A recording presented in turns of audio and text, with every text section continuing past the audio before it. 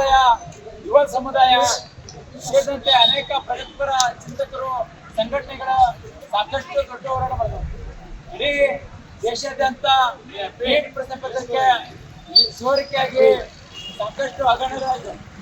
ಕೇಂದ್ರದಲ್ಲಿ ಇರ್ತಕ್ಕಂಥ ಬಿಜೆಪಿ ನೇತೃತ್ವದ ಸರ್ಕಾರ ಇವತ್ತು ವಿದ್ಯಾರ್ಥಿಗಳ ಜನದ ಮೇಲೆ ರಾಜಕೀಯ ಮಾಡ್ತಿದೆ. ದೆಹಲಿಯಲ್ಲಿ ಏನು ವಿಜ್ಞಾನಿ ಸೋನಂ ವಾಂಗ್ಚುಕ್ ಸೇರಿದಂತೆ ಎಸ್ಎಫ್ಐನ ಮತ್ತು ಅನೇಕ ವಿದ್ಯಾರ್ಥಿ ಸಂಘಟನೆಯ ಮುಖಂಡರು ಉಪವಾಸ ಸತ್ಯಾಗ್ರಹ ಮಾಡ್ತಾ ಇದ್ದಾರೆ.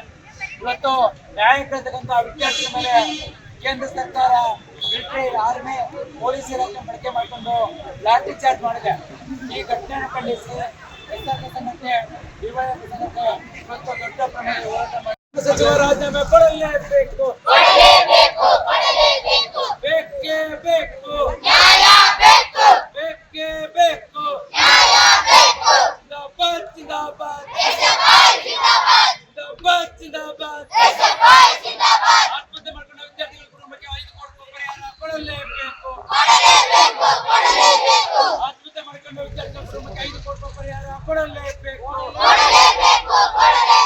ವಿದ್ಯಾರ್ಥಿಗಳ ಬಳಿ ಪಡೆದ ಕೇಂದ್ರ ಶಿಕ್ಷಣ ಸಚಿವರ ರಾಜೀನಾಮೆ ಕೊಡಲೇಬೇಕು, ಬೇಕೇ ಬೇಕು, ಬೇಕೇ ಬೇಕು, ಜಿಂದಾಬಾದ್ ಜಿಂದಾಬಾದ್, ಜಿಂದಾಬಾದ್ ಜಿಂದಾಬಾದ್. ಕೇಂದ್ರ ಶಿಕ್ಷಣ ಸಚಿವ ರಾಜೀನಾಮೆ ಕೊಡಲೇಬೇಕು, ಜಿಂದಾಬಾದ್ ಜಿಂದಾಬಾದ್, ಬೇಕೇ ಬೇಕು, ಬೇಕೇ ಬೇಕು. ಏನಾಗ್ತಾ ಇದೆ ಇವತ್ತು ಜಂತರ್ ಮಂತರ್ ಪರಿಸ್ಥಿತಿ ಏನಾಗ್ತಾ ಇದೆ ಸರ್? ಇವತ್ತು ಏನು ಒಟ್ಟು ನೀಟ್ ಹಗರಣ ಇದೆ, ಇದರಲ್ಲಿ 80ಕ್ಕೂ ಹೆಚ್ಚು ಸಲ ಇವತ್ತು ನೀಟ್ ಪ್ರಶ್ನೆ ಪತ್ರಿಕೆ ಸೋರಿಕೆಯಾಗಿದೆ. 21 ಜನ ವಿದ್ಯಾರ್ಥಿಗಳು ಪ್ರಾಣವನ್ನ ಕಳೆದುಕೊಂಡಿದ್ದಾರೆ. ಇವರ ನ್ಯಾಯಕ್ಕಾಗಿ ಅಲ್ಲಿ ಹೋರಾಟ ಮಾಡ್ತಕ್ಕಂತಹ ಸೋನಂ ವಾಂಗ್ಚುಕರವನ್ನು ಇವತ್ತು ಬಲವಂತವಾಗಿ ಪೊಲೀಸ್ ವಶಕ್ಕೆ ತೆಗೆದುಕೊಂಡ ಕ್ರಮವನ್ನ, ಹಾಗೆಯೇ ಏನಿವತ್ತು ಪ್ರಜಾಸತ್ತಾತ್ಮಕ ನೆಲೆಯಲ್ಲಿ ಸಂವಿಧಾನದತ್ತ ಹಕ್ಕಾಗಿರ್ತಕ್ಕಂತಹ ಶಾಂತಿಯುತ ಪ್ರತಿಭಟನೆ ಮಾಡ್ತಕ್ಕಂಥರ ಮೇಲೆ ಇವತ್ತು ಕೇಂದ್ರ ಬಿಜೆಪಿ ಸರ್ಕಾರ ಪೊಲೀಸರನ್ನ ಬಳಸಿಕೊಂಡು ಇವತ್ತಲ್ಲಿ ಟಿಯರ್ ಗ್ಯಾಸ್ ಮೂಲಕ, ಲಾಠಿ ಚಾರ್ಜ್ ಮಾಡೋದ್ರ ಮೂಲಕ ಮನ ಬಂದಂತೆ ಅಮಾನುಷವಾಗಿ ದೌರ್ಜನ್ಯ ಮಾಡಿದ್ದಾರೆ. ಅದನ್ನ ನಾವು ಎಸ್ಎಫ್ಐ ಮತ್ತು ಡಿವೈಎಫ್ಐ ಮತ್ತು ಎಲ್ಲ ಪ್ರಗತಿಪರ ಸಂಘಟನೆಗಳು ಎಲ್ಲ ಸಾಮಾನ್ಯ ಜನರ ಪರವಾಗಿ ತೀವ್ರವಾಗಿ ಖಂಡಿಸ್ತಾ ಇದ್ದೇವೆ. ಇವತ್ತು ನಾವು ಮೋದಿ ಸರ್ಕಾರಕ್ಕೆ ಆಗ್ರಹ ಮಾಡ್ತಾ ಇದ್ದೀವಿ, ನಿಜವಾಗಿ ಕೂಡ ನಿಮಗೆ ಏನಾದ್ರು ವಿದ್ಯಾರ್ಥಿಗಳ ಪರವಾಗಿ, ಯುವ ಜನರ ಪರವಾಗಿ ಕನ್ಸರ್ನ್ ಇದ್ರೆ ನೀವು ಮಾಡಬೇಕಾದ ಕೆಲಸ ಮೊದಲು ನೀಟನ್ನ ಬ್ಯಾನ್ ಮಾಡಬೇಕು, NTA ಇವತ್ತು ರದ್ದುಗೊಳಿಸಬೇಕು. ಈ ಎಲ್ಲ ಅಕ್ರಮಗಳಿಗೆ ಸಾವಿಗೆ ನೇರ ಕಾರಣ ಆಗಿರ್ತಕ್ಕಂತಹ ನಿಮ್ಮ ಮಂತ್ರಿ ಮಂಡಳದ ಧರ್ಮೇಂದ್ರ ಪ್ರಧಾನ್ ಶಿಕ್ಷಣ ಸಚಿವ ಅವರನ್ನು ಮೊದಲೇ ನೀವು ಪದಚ್ಯುತಗೊಳಿಸಬೇಕು. ಮುಖ್ಯವಾಗಿ ಪ್ರಾಣ ಕಳೆದುಕೊಂಡ ಎಲ್ಲ ವಿದ್ಯಾರ್ಥಿ ಕುಟುಂಬಕ್ಕೆ ಕನಿಷ್ಠ 5 ಕೋಟಿ ರೂಪಾಯಿ ಪರಿಹಾರ ಧನವನ್ನು ನೀವು ಕೊಡಬೇಕು ಅಂತಕ್ಕಂಥದ್ದು. ಹಾಗೆಯೇ ಏನು ಹೋರಾಟ ಮಾಡ್ತಾ ಇದ್ದಾರೆ ಅವರನ್ನ ಗೌರವದಿಂದ ನಡೆಸ್ಕೊಳ್ಬೇಕು. ಇಲ್ಲದೆ ಹೋದ್ರೆ ಮತ್ತೊಂದು ಸುತ್ತಿನ ಸ್ವಾತಂತ್ರ್ಯ ಆಂದೋಲನ ಮುಂದಾಗ್ತಾ ಇದೀವಿ ಜನರು, ಇದನ್ನು ಎದುರಿಸಲಿಕ್ಕೆ ನಿಮಗೆ ಅಸಾಧ್ಯ ಆಗೋದಿಲ್ಲ. ಯಾಕೆಂದ್ರೆ ಇವತ್ತೇನು ಅನ್ಯಾಯ ಮಾಡಿದಿರಿ, ಇದಕ್ಕೆ ಇವತ್ತು ವಿದ್ಯಾರ್ಥಿಗಳ ಮೇಲೆ, ಯುವ ಜನರ ಮೇಲೆ ಲಾಠಿ ಚಾರ್ಜ್ ಮಾಡಿ ಅವರ ಮೇಲೆ ಕ್ರೂರವಾಗಿ ಬ್ರಿಟಿಷ್ ರೀತಿ ನಡ್ಕೊಂಡಿದ್ದೀರಿ. ಇದಕ್ಕೆ ತಕ್ಕ ಬೆಲೆಯನ್ನು ಮುಂಬರುವ ದಿನಗಳಲ್ಲಿ ಬಿಜೆಪಿ ಸರ್ಕಾರ ತೆರಬೇಕಾಗುತ್ತೆ ಅಂತ ನಾವು ಆಗ್ರಹವನ್ನ ಮಾಡ್ತಾ ಇದ್ದೀವಿ. ಬಸವರಾಜ್ ಪೂಜಾರಿ, ಡಿವೈಎಫ್ ರಾಜ್ಯ ಕಾರ್ಯದರ್ಶಿ. ಸೋರಿಕೆ ಖಂಡಿಸಿ ಇಡೀ ದೇಶಾದ್ಯಂತ ವಿದ್ಯಾರ್ಥಿಗಳು ದೊಡ್ಡ ಪ್ರತಿರೋಧವನ್ನು ಹೋರಾಟ ಮಾಡ್ತಾರೆ. ಆದ್ರೆ ಕೇಂದ್ರದಲ್ಲಿರ್ತಕ್ಕಂಥ ಬಿಜೆಪಿ ನೇತೃತ್ವದ ಸರ್ಕಾರ ಇವತ್ತು ವಿದ್ಯಾರ್ಥಿಗಳನ್ನ ಪೊಲೀಸ್ ಇಲಾಖೆ ಮತ್ತು ಆರ್ಮಿ, ಮಿಲಿಟರಿಯನ್ನ ಬಳಸ್ಕೊಂಡು ಅವ್ರ ಮೇಲೆ ಚೂ ಬಿಟ್ಟಂತ ಕೆಲಸ ಮಾಡಿ ಅವ್ರ ಮೇಲೆ ಹಲ್ಲೆ ಮಾಡ್ತಕ್ಕಂಥದ್ದು, ಮತ್ತು ಬರೀ ಪೊಲೀಸ್ ಇಲಾಖೆ ಅಲ್ದೇನೆ ನೇಮ್ ಪ್ಲೇಟ್ ಇಲ್ದಂತಕ್ಕಂಥದ್ದು, ಯಾವುದೇ ಸಮವಸ್ತೆಯಲ್ಲಿರ್ತಕ್ಕಂಥ ಪೊಲೀಸ್ ಇಲಾಖೆ ಇರ್ತಕ್ಕಂಥ ಹೊಡೆದು ಬೇರೆ ಗುಂಡಗಳನ್ನ ಕರೆಸಿ ಇವತ್ತು ವಿದ್ಯಾರ್ಥಿ ಮೇಲೆ ರಕ್ತ ಸಿಕ್ತಕ್ಕಂಥ ದಾಳಿಯನ್ನು ಮಾಡ್ತಿದೆ. ಇದನ್ನ ಭಾರತ್ ವಿದ್ಯಾರ್ಥಿ ಫೆಡರೇಷನ್, ಭಾರತ ಪ್ರಜಾತ್ಮಕ ಯುವಜನ ಫೆಡರೇಷನ್, SFI ಮತ್ತು DYFI ತೀವ್ರವಾಗಿ ಖಂಡಿಸ್ತದೆ. ಇಡೀ ದೇಶದಂತ ಈ ಅಲೆ ದೊಡ್ಡ ಅಲೆ ಆಗಿ ಪರಿಣಾಮಿಸ್ತಿದೆ. ಯಾಕಂತಂದ್ರೆ 3 ಬಾರಿ ಸತತವಾಗಿ ರಾಜಕಾರಣ ಮಾಡ್ತಕ್ಕಂಥ ಬಿಜೆಪಿ ಸರ್ಕಾರ ಇವತ್ತು ಮಹಾನ್ ಭ್ರಷ್ಟ ಸರ್ಕಾರ ಆಗಿ ಹೊಳ್ತಾ ಇದೆ. ಈಕೆ ರೈತರ ಅನ್ಯಾಯಗಳಿಗೆ ಸ್ಪಂದಿಸಲಿಲ್ಲ, ಕಾರ್ಮಿಕರ ಅನ್ಯಾಯಗಳಿಗೆ ಸ್ಪಂದಿಸಲಿಲ್ಲ. ಈಗ ವಿದ್ಯಾರ್ಥಿ ಜನರು ಮುಂದ್ ಬಂದಿದ್ದೇವೆ, ತಡೆಯತಕ್ಕಂಥ ತಾಕತ್ತು ಈ ಕೇಂದ್ರ ಸರ್ಕಾರಕ್ಕೆ ಇರ್ಬೇಕು. ಯಾಕಂತಂದ್ರೆ ನಾವು ಹೇಳ್ತಕ್ಕಂಥದ್ದು ಇಷ್ಟೇ, ಏನು ನೀಟ್ ಪರೀಕ್ಷೆ ಇರ್ತಕ್ಕಂಥದ್ದು ಅದನ್ನ ಸಂಪೂರ್ಣ ರದ್ದು ಮಾಡಬೇಕು. ಯಾವ ವಿದ್ಯಾರ್ಥಿ ನಾನು ಮೆಡಿಕಲ್ ಆಗಿ ತೆಗೆದುಕೊಂಡು ಇದು ಡಾಕ್ಟರ್ ಆಗಬೇಕು, ಇಂಜಿನಿಯರ್ ಆಗ್ಬೇಕಂತ ಎಲ್ಲ ವಿದ್ಯಾರ್ಥಿಗಳಿಗೂ ಮುಕ್ತ ಅವಕಾಶ ಕಲ್ಪಿಸ್ಕೊಡ್ಬೇಕಂತ ಹೇಳಿ ನೀಟ್ ಎಕ್ಸಾಮ್ನ ರದ್ದು ಮಾಡಿ NTA ಮೇಲೆ ಆಕ್ಷನ್ ತೆಗೆದುಕೊಳ್ಳಿ. ಸಂಪೂರ್ಣ ಎಲ್ಲ ವಿದ್ಯಾರ್ಥಿಗೆ ಮೆಡಿಕಲ್ ಇಂಜಿನಿಯರಿಂಗ್ ಸೀಟ್ಗಳನ್ನ ಕೊಡಬೇಕು. ಮತ್ತೆ ಆತ್ಮಹತ್ಯೆ ಮಾಡ್ತಕ್ಕಂಥ ವಿದ್ಯಾರ್ಥಿ ಕುಟುಂಬಕ್ಕೆ ಕನಿಷ್ಠ 5 ಕೋಟಿ ರೂಪಾಯಿ ಪರಿಹಾರ ಕೊಡಬೇಕು. ಮತ್ತೆ ಸೋನಂ ವಾಂಗ್ಚುಕನ್ನ ಕೂಡಲೇ ಬಿಡುಗಡೆ ಮಾಡಿ ಅಲ್ಲಿ ಪ್ರತಿಭಟನೆ ಉಪವಾಸದ ವಿತರಣೆ ಮಾಡ್ತಕ್ಕಂಥವ್ರಿಗೆ ಏನು ಸ್ವತಃ ಪ್ರಧಾನಮಂತ್ರಿ ನರೇಂದ್ರ ಮೋದಿ ಅವರು ಹೋಗಿ ಭೇಟಿ ಕೊಟ್ಟು ಅವರ ಆಹ್ವಾನಗಳನ್ನ ಸ್ಪಂದಿಸಬೇಕು. ಕೇಂದ್ರ ಶಿಕ್ಷಣ ಸಚಿವ ರಾಜೀನಾಮೆ ಕೊಡ್ಬೇಕಂತೇಳಿ ಈ ಮೂಲಕ ಆಗ್ರಹ ಮಾಡ್ತಾರೆ. ಬಸವರಾಜ್ SFI ಜಿಲ್ಲಾಧ್ಯಕ್ಷ ಹಾವೇರಿ. ದೆಹಲಿಯಲ್ಲಿ ಈಗ ವಿದ್ಯಾರ್ಥಿಗಳು ಏನು ತಮ್ಮ ಭವಿಷ್ಯ ಕಟ್ಕೋಬೇಕು ಅನ್ನೋದೇನಿತ್ತು ಅಲ್ವಾ, ಇವತ್ತು ಅವ್ರ ಮೇಲೇನೆ ಹಲ್ಲೆ ಮಾಡುವಂತ ವ್ಯವಸ್ಥೆ ನಡೆದಿದೆ, ಏನಂತ ಹೇಳ್ತೇನೆ?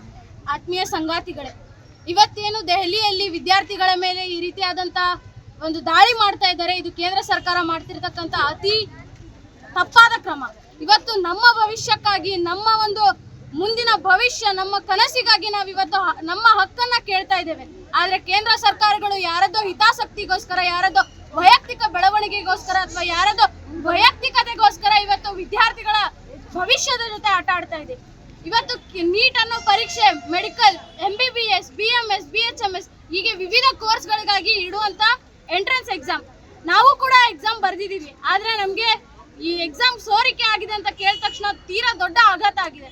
ಆ ರೀತಿಯಾಗಿ 23 ಜನ ವಿದ್ಯಾರ್ಥಿಗಳು ಇವತ್ತು ಜೀವವನ್ನ ಕಳೆದುಕೊಂಡಿದ್ದಾರೆ. ಇವತ್ತು ಸರ್ಕಾರ ಅದ್ರ ಬಗ್ಗೆ ಒಂದೇ ಒಂದು ಮಾತು ಕೂಡ ಆಡ್ತಾ ಇಲ್ಲ. ಅದೇ ವಿದ್ಯಾರ್ಥಿ 23 ವಿದ್ಯಾರ್ಥಿಗಳಲ್ಲಿ ಯಾರಾದ್ರೂ ಒಬ್ಬ ಕೇಂದ್ರ ಸರ್ಕಾರದ ವ್ಯಕ್ತಿಯ ಮಗ ಆಗ್ಲಿ, ಮಗಳಾಗ್ಲಿ ಅಥವಾ ಯಾವುದೇ MLA, MLC ಯಾರದೇ ಮಗಳಾಗಿದ್ದಿದ್ರೆ ಕೇಂದ್ರ ಸರ್ಕಾರ ಇದೇ ರೀತಿ ಬಾಯಿ ಮುಚ್ಕೊಂಡು ಇರ್ತಿತ್ತಾ? ಇಲ್ಲ ಸ್ವಾಮಿ. ನಿಮ್ಮ ಮಕ್ಕಳಿಗೆ ಒಂದು ನ್ಯಾಯ, ಬಡ ಮಕ್ಕಳಿಗೆ ಇನ್ನೊಂದು ನ್ಯಾಯ ಕೊಡಬೇಡಿ. ಎಲ್ಲರಿಗೂ ಶಿಕ್ಷಣ ಒಂದೇ, ಸಮಾನ ಶಿಕ್ಷಣ, ಸಮಾನತೆಗಾಗಿ, ಶಿಕ್ಷಣಕ್ಕಾಗಿ ನಾವು ಹೋರಾಡಿದ್ದೇವೆ. ಇವತ್ತು ನಮ್ಮ ಹಕ್ಕುಗಳನ್ನ ನೀವು ಕಿತ್ಕೊಳಕ್ ಆಗೋದಿಲ್ಲ, ನಮ್ಮ ಚಿಂತನೆಗಳನ್ನ ಕಿತ್ಕೊಳಕ್ ನೀವು ಆಗೋದಿಲ್ಲ. ನಮ್ಮ ಮೇಲೆ ದಾಳಿ ಮಾಡಿ ನಮ್ಮ ಬಾಯನ್ನ ಮುಚ್ಚಿಸಬಹುದು, ಆದ್ರೆ ನಮ್ಮಿಂದ ನೀವು ಯಾವುದೇ ರೀತಿಯಾದಂತ ಸುಮ್ಮನಿರ್ತೇವೆ, ಇದನ್ನ ಕೈ ಬಿಡ್ತೇವೆ ಅನ್ನೋ ನಿರೀಕ್ಷೆನ ಇಟ್ಕೋಬೇಡಿ. ಮುಂದಿನ ದಿನಗಳಲ್ಲಿ ಇವತ್ತು ಜಂತರ್ ಮಂತರ್ನಲ್ಲಿ ಯಾವ ರೀತಿ ಆಗ್ತಿದೆ, ಆಗಿನ ಕಾಲದಲ್ಲಿ ಸ್ವತಂತ್ರಕ್ಕಾಗಿ ಜಲಿಯನ್ ವಾಲಾಬಾಗ್ನಲ್ಲಿ ಭಗತ್ ಸಿಂಗ್ ಅವರು ಈ ಒಂದು ಕೃತ್ಯನ ನೋಡಿದ್ರು. ಆದ್ರೆ ಇವತ್ತು ಜಂತರ್ ಮಂತರ್ನಲ್ಲಿ ಈ ಕೃತ್ಯ ನಡೀತಿದೆ. ಕೇಂದ್ರ ಸರ್ಕಾರಗಳು ಮಧ್ಯ ಪ್ರವೇಶಿಸ್ತಾ ಇಲ್ಲ. ಯಾರದೇ ಒಬ್ಬ ರಾಜಕಾರಣಿ ಬಂದು ಇವತ್ತು ಯಾಕೆ ಹೋರಾಟ ಮಾಡ್ತಿದ್ದೀರಾ, ಏನು ಎತ್ತ ಅಂತ ಒಂದು ಕೂಡ ಕೇಳ್ತಾ ಇಲ್ಲ. ಯಾಕೆ? ಆ 23 ಜನರಲ್ಲಿ ಯಾರು ಕೂಡ ರಾಜಕೀಯದವ್ರ ಮಕ್ಕಳಿಲ್ಲ. ಯಾಕೆ? ಇವತ್ತು ಬಡವರ ಮಕ್ಕಳಿಗೆ ಒಂದು ನ್ಯಾಯ ಆದ್ರೆ ರಾಜಕೀಯದವ್ರಿಗೆ ಒಂದು ನ್ಯಾಯನಾ? ಇಲ್ಲ. ಸಮಾನ ಶಿಕ್ಷಣ ಕೊಡಿ. ಇವತ್ತು ನೀಟ್ ಎಕ್ಸಾಮ್ನ ನೀವು ಭದ್ರತೆಯಿಂದ, ಅತಿ ಸುಭದ್ರತೆಯಿಂದ ಎಕ್ಸಾಮ್ ಮಾಡ್ತೀರಾ. ದೇಶದ ಸೇನೆಯನ್ನ ಕರ್ಕೊಂಡು ಬಂದು ಒಂದು ಭದ್ರತೆಗೋಸ್ಕರ ನಿಲ್ಲಿಸ್ಕೊಂತೀರಾ. ಆದ್ರೆ ಸ್ವಾಮಿ, ಪರೀಕ್ಷೆಯಲ್ಲಿ ಪಾಸ್ ಆಗಿದ್ದು ಎಷ್ಟು ಜನ? ನೀವು ಪ್ಯೂರ್ ಗೌರ್ಮೆಂಟ್ ಕೋಟಾ ಬೇಕಂದ್ರೆ 600 ಮೇಲೆ ಅಂಕ ತೆಗಿರಿ ಅಂತೀರಾ. ಪ್ರಶ್ನೆ ಪತ್ರಿಕೆ ಈಸಿ ಆಗಿತ್ತಾ? ಪ್ರಶ್ನೆ ಪತ್ರಿಕೆಯಲ್ಲಿ ಒಳ್ಳೆ ತಗ್ದವ್ರನ್ನೇ ಕೂರಿಸಿದ್ರೆ ಉತ್ತರ ಬರೆಯೋದಕ್ಕೆ ಬರುವುದಿಲ್ಲ. ಆ ರೀತಿಯಾಗಿ ಪ್ರಶ್ನೆ ಪತ್ರಿಕೆನ ತೆಗೆದು ನೀವು ವಿದ್ಯಾರ್ಥಿಗಳಿಗೆ ಪ್ಯೂರ್ ಕೋಟಾಕ್ ಹೋಗಿ ಅಂತೀರಲ್ಲ. ಇವತ್ತು ನಮ್ಮ ಕನಸುಗಳ ಜೊತೆ ನೀವು ಆಟ ಆಡ್ತಾ ಇದ್ದೀರಾ. ನಿಮ್ಮ ಕೇಂದ್ರ ಸರ್ಕಾರಕ್ಕೆ ನಮ್ಮ ವಿರೋಧ ಇದೆ. ಮುಂದಿನ ದಿನಗಳಲ್ಲಿ ಇದಕ್ಕೆ ತಕ್ಕಂತ ಪರಿಹಾರ ಕೊಡ್ಲಿಲ್ಲ ಅಂದ್ರೆ ನಿಮ್ಮ ಮೇಲೆ ಮುಂದಿನ ದೊಡ್ಡ ಕ್ರಮ ತೆಗೆದುಕೊಳ್ತೇವೆ. ಇಷ್ಟು ಹೇಳ್ತಾ ಎಂಕಲಾಬ್ ಜಿಂದಾಬಾದ್. Chaitra Korvar, SFI college unit president. ಆತ್ಮೀಯ ಸಂಗಾತಿಗಳೇ, ಇದೇನೋ ನೀಟ್ ಪತ್ರಿಕೆಯನ್ನು ಸೋರಿಕೆಯಾಗಿದೆ. ಮತ್ತೆ ಧರ್ಮೇಂದ್ರ ಪ್ರಧಾನ್ ಅವರು ರಾಜೀನಾಮೆ ನೀಡಬೇಕಂತೇಳಿ ಸುಮಾರು ಎಲ್ಲ ದೇಶಗಳಲ್ಲಿ ಮತ್ತೆ ರಾಜ್ಯಗಳಲ್ಲಿ ಬೇರೆ ಬೇರೆ ತಾಲೂಕು ಜಿಲ್ಲೆಗಳಲ್ಲಿ ದೊಡ್ಡ ಮಟ್ಟದಲ್ಲಿ ಪ್ರತಿಭಟನೆ ಮಾಡ್ತಾ ಇದ್ರು ಸರಿಯಾದ ರೀತಿಯಲ್ಲಿ ಒಂದು ಪರಿಹಾರ ಕೊಡೋದಾಗಿರಲಿ. ಆ ಇನ್ನು 25 ವಿದ್ಯಾರ್ಥಿಗಳು ಸೂಸೈಡ್ ಮಾಡಿಕೊಂಡು ಸರಿಯಾದ ರೀತಿಯಲ್ಲಿ ಒಂದು ರೆಸ್ಪಾನ್ಸ್ ಅಂತ ಮಾಡ್ತಾ ಇಲ್ಲ ನಮ್ಮ ಕೇಂದ್ರ ಸರ್ಕಾರ. ಮತ್ತೆ ಏನು ಜಂತರ್ ಮಂತರ್ ಅಂತೇಳಿ ಅಲ್ಲಿ ಪ್ರತಿಭಟನೆ ಮಾಡುವಾಗ ವಿದ್ಯಾರ್ಥಿಗಳ ಮೇಲೆ ಹಲ್ಲೆ ಮಾಡುವಂತ ಪರಿಸ್ಥಿತಿ ಆಯ್ತು. ಆದ್ರೆ ಇವಾಗಿನ ಪರಿಸ್ಥಿತಿ ಹೆಂಗಂತಂದ್ರೆ, ಏನೋ ನಾವು ಸ್ವಾತಂತ್ರ್ಯಕ್ಕೋಸ್ಕರ ನಾವೆಲ್ಲ ನಮ್ದು ಗಾಂಧೀಜಿಯವರು, ಮಹಿಳಾ ಮಹಾದೇವರು ಎಲ್ಲರೂ ಉಪವಾಸ ಮಾಡ್ತೀವಿ. ಬಟ್ ಆದ್ರೆ ಇವಾಗಿನ ಪರಿಸ್ಥಿತಿ ನಮ್ಮ ಎಜುಕೇಶನ್ ಸಿಸ್ಟಮ್ ಉಳಿಬೇಕು, ನಮ್ಮ ಪ್ರಶ್ನೆ ಪತ್ರಿಕೆಯನ್ನು ಸೋರಿಕೆ ಆಗ್ಬಾರ್ದು ಅಂತೇಳಿ ಉಪವಾಸ ಮಾಡುವಂತ ಪರಿಸ್ಥಿತಿ ಆಗ್ಬಿಟ್ಟಿದೆ. ಇದು ಆಗ್ಬಾರ್ದು. ಮತ್ತೆ ಏನು 25 ವಿದ್ಯಾರ್ಥಿಗಳು ಸೂಸೈಡ್ ಮಾಡ್ಕೊಂಡ್ರು. ತಲಾ 1 ಕೋಟಿ ಅವ್ರಿಗೆ ಪರಿಹಾರ ಕೊಡಬೇಕು. ಇಲ್ಲಂತಂದ್ರೆ ನಮ್ಮ SFI ಸಂಘಟನೆ ಆಗಿರಲಿ, ನಮ್ಮ ವಿದ್ಯಾರ್ಥಿ ಸಂಘಟನೆ ಆಗಿರಲಿ ಸುಮ್ಮನೆ ಇರಲ್ಲ. ನೋಡಿ ಮೋದಿ ಅವರೇ ಮತ್ತೆ ಧರ್ಮೇಂದ್ರ ಪ್ರಧಾನ್ ಅವರೇ ಆಗಿರಲಿ, ಯಾರಾದ್ರೂ ಅಷ್ಟೇ ನಮ್ಮ ವಿದ್ಯಾರ್ಥಿ ತಂಟೆಗಾಗಿರ್ಲಿ ಮತ್ತೆ ನಮ್ಮ ವಿದ್ಯಾರ್ಥಿಗಳ ಸಮಸ್ಯೆ ವಿರುದ್ಧ ಏನಾದ್ರು ಬಂದಿರಂತಂದ್ರೆ, ನಾನಾದ್ರೂ ಅಷ್ಟೇ, ನಮ್ಮ ವಿದ್ಯಾರ್ಥಿ ಸಂಘಟನೆ ಆದ್ರೂ ಸುಮ್ಮನೆ ಇರಲ್ಲ. ಅರ್ಥ ಮಾಡ್ಕೊಳ್ರಿ ಮತ್ತೆ ತಕ್ಷಣ ಸಮಸ್ಯೆನ ಬಗೆಹರಿಸುವಂತ ಕೆಲಸ ಮಾಡ್ರಿ ಅಂತೇಳಿ ತಮ್ಮಲ್ಲಿ ವಿನಂತಿಸ್ಕೊತೀವಿ. SFI ರಾಜ್ಯ ಹಾಸ್ಟೆಲ್ ವಿದ್ಯಾರ್ಥಿಗಳ ಸಂಚಾಲಕ ಅರುಣ್ ಕುಮಾರ್.